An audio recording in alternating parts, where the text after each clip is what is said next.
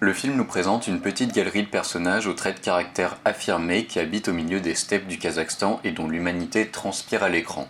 Tous ont un rêve, un objectif, un plan de vie. C'est peut-être celui de quitter ce lieu pour la ville et vivre la belle vie urbaine, celui d'aller étudier à l'université, celui de fonder une famille dans un beau yourt avec un beau troupeau, ou encore celui de survivre, de se maintenir en vie.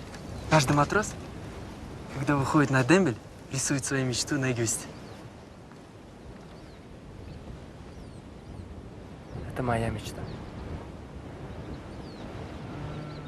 Мой шанс, Тюльпан. Изменить свою жизнь. Тебе видно?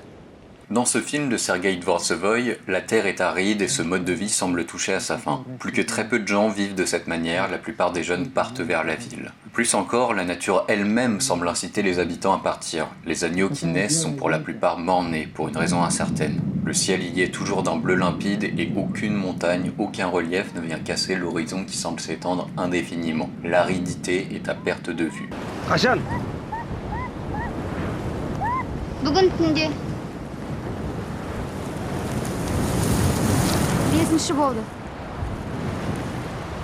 Le lieu semble totalement hors du temps, totalement déconnecté de la vie citadine qui ne s'introduit que par le biais de quelques magazines et rares produits de consommation. Un des enfants de Samal et Ondas écoute régulièrement la radio, mémorise ce qui y est dit puis redit les phrases à son père le soir dans le yourt alors qu'il lui perce des points noirs. Les informations n'y ont plus aucune importance. Ces nouvelles ne sont que prétexte à un exercice de mémorisation, à un jeu enfantin. Les décisions politiques ne leur parviennent que par le biais d'un enfant qui ne fait que s'amuser, elles n'ont aucun impact.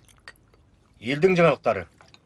Президентimiz Nursultan Nazarbayev 2030-жылға қарай Қазақстанды таза және жасыл ел қылу, таза ауасы мен мөлдір су жасау бағдарлама жұмыстары сәтті жүріп жатқанын.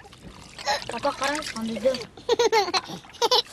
Au milieu de ce monde isolé qui se meurt, il en reste un qui garde l'espoir et qui nourrit le rêve de continuer à vivre de cette manière dans un yourt avec une famille et un troupeau. Il s'agit du protagoniste, Asa.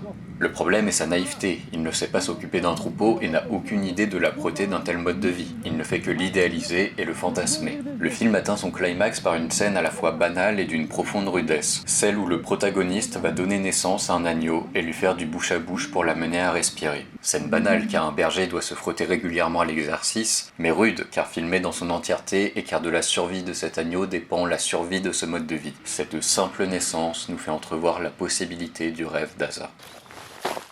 Ondas! Ondas! Ondas!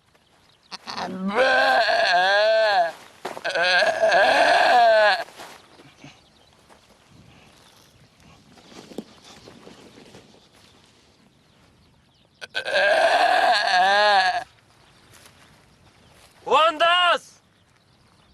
Ondas!